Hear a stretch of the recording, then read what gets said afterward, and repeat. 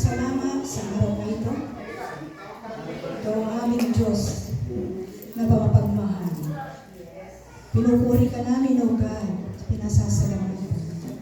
Ikaw ang aming Diyos na tunay na mapagmahal. Ikaw lang ang aming Diyos na sasambahin at tatagpilan. In Jesus' name we pray. Amen. Amen. Last week po, nagkaroon tayo ng Women's Fellowship. Yes. May tanong po yung sa women's natin, yung discussion po natin.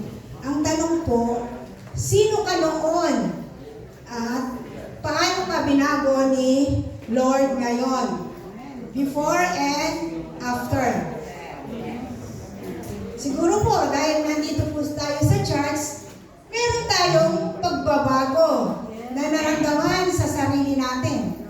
Hindi po tayo pupunta dito sa church kung hindi tayo nakakaramdam ng pagbabago.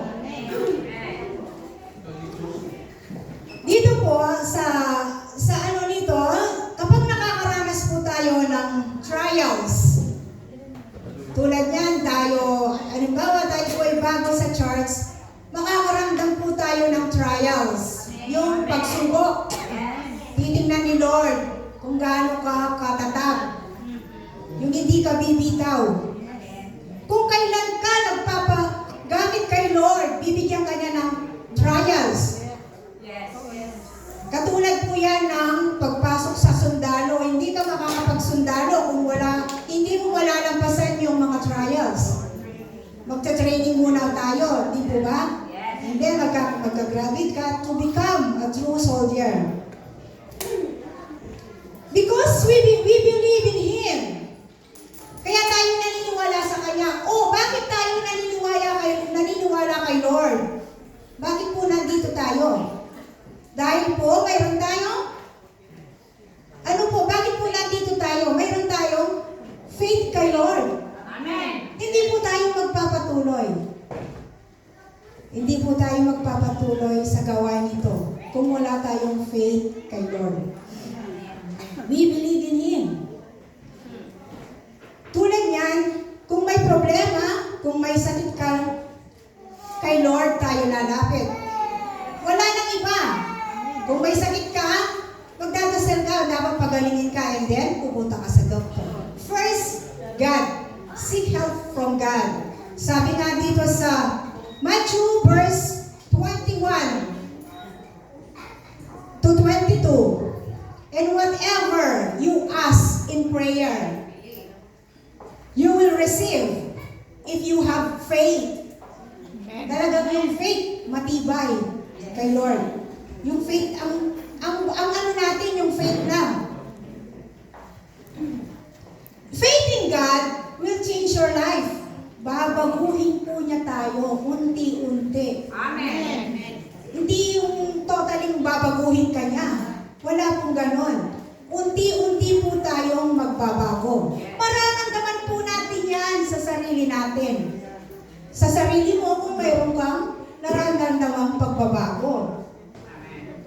Having faith in God, construction of person's life.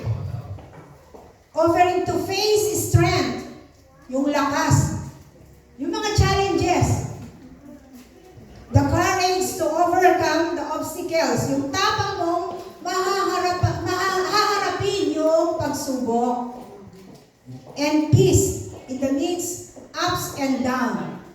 Paano mo ito haharapin, yung pagsubok na to? Sabi nga po, ang ano ko po, ito po yung pinaka-title po ng words of encouragement ko. Fighting new life through faith in God. Hahanapin po yung bagong buhay sa paniniwala sa Panginoon.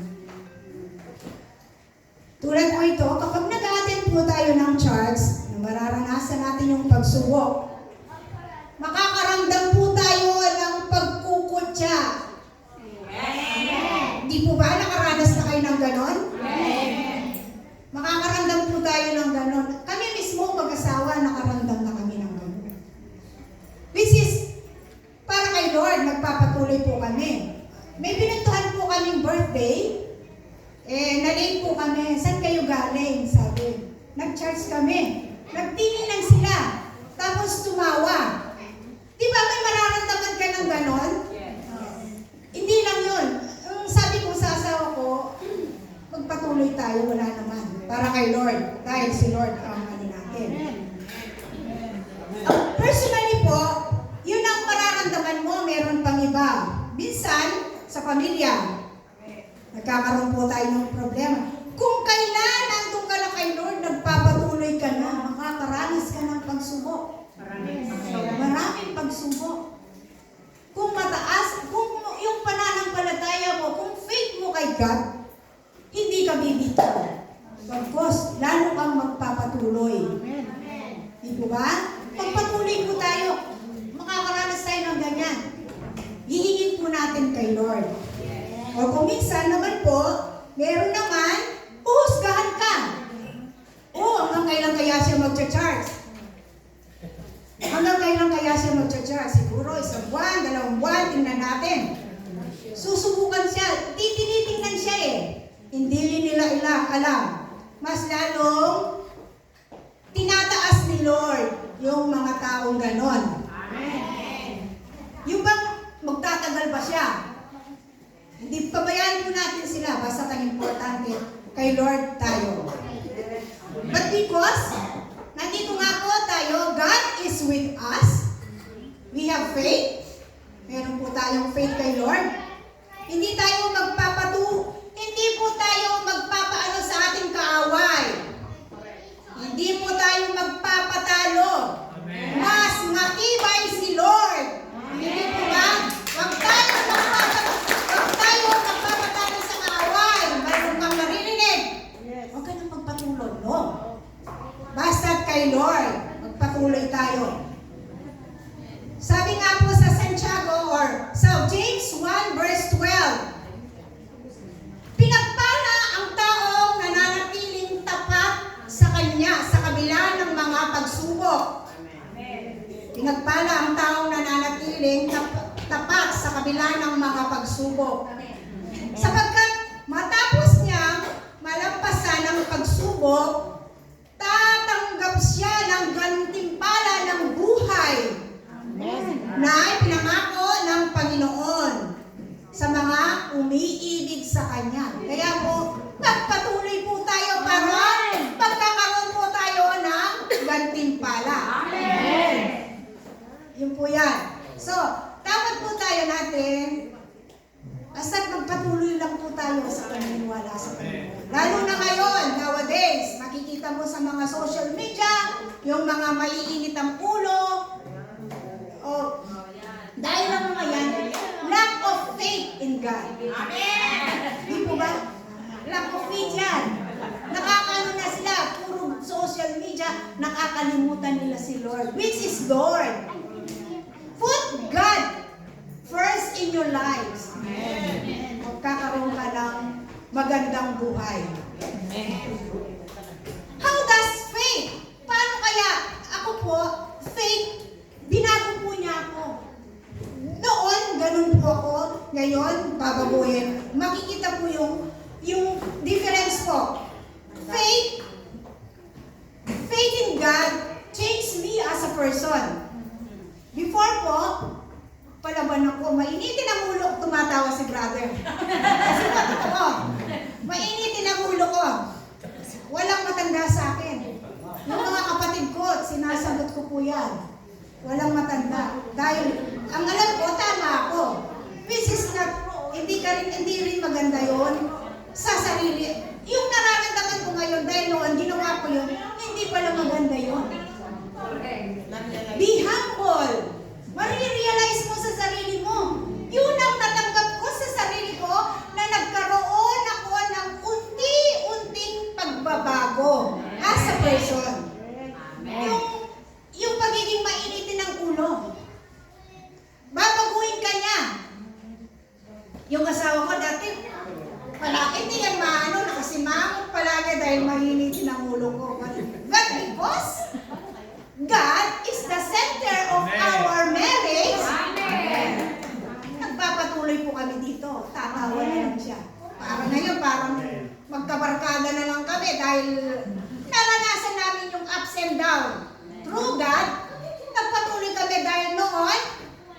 pupunta kami sa church, on and off, dahil nga po si part-time.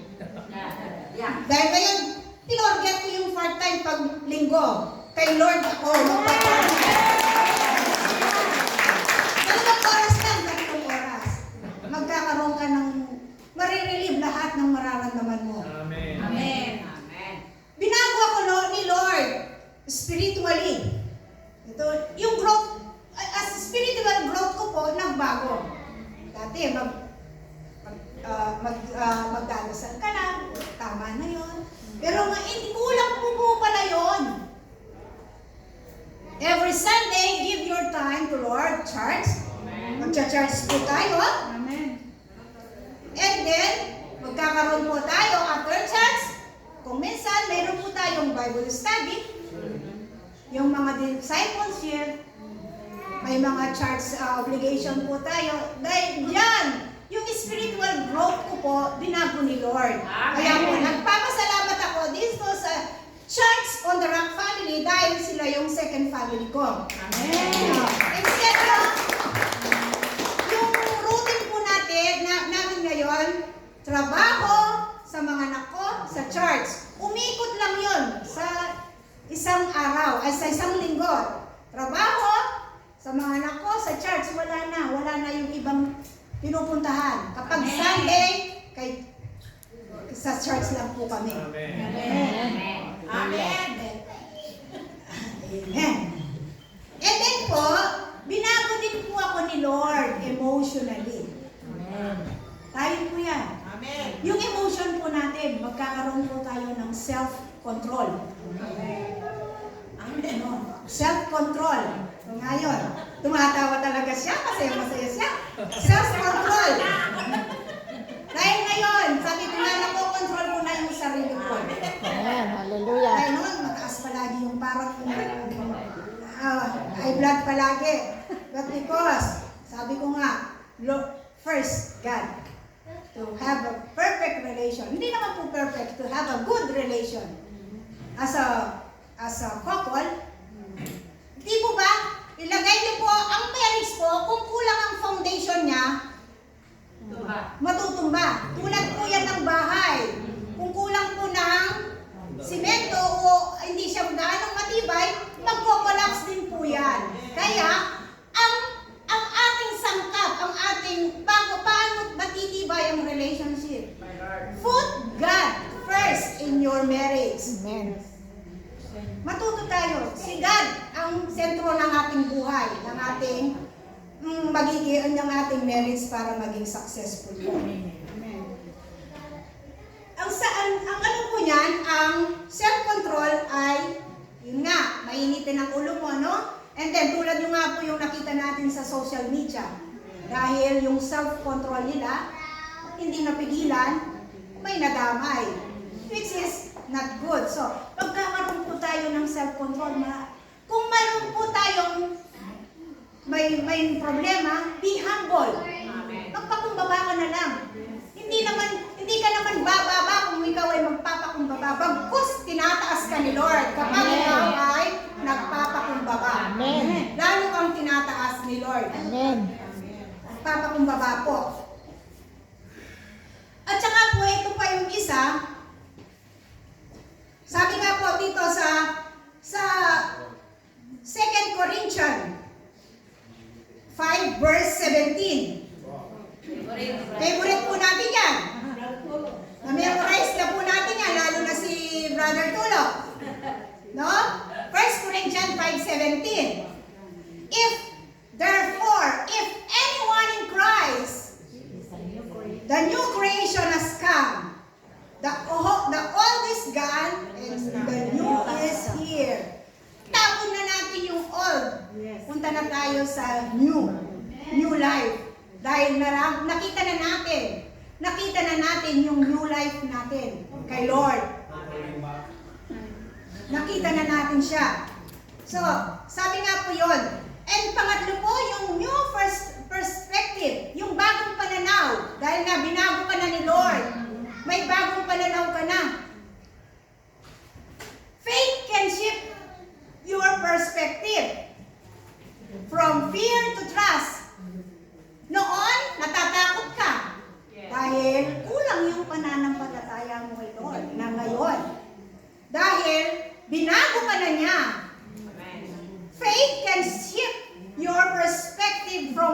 sa takot, sa pagtitiwala. Magtiwala ka kay Lord. From worry to peace. From doubt to confidence. Mayroon ka na ng lakas ng loob dahil kakampi mo na si Lord. Amen. Ito po yung conclusion ko. Sabi po, when we choose to follow Jesus, kapag pinili po natin si Jesus, we are forever changed. Amen.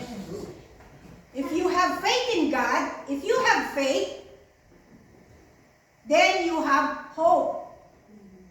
If you have hope, then you have love. I believe that everything is powerful when it starts with faith.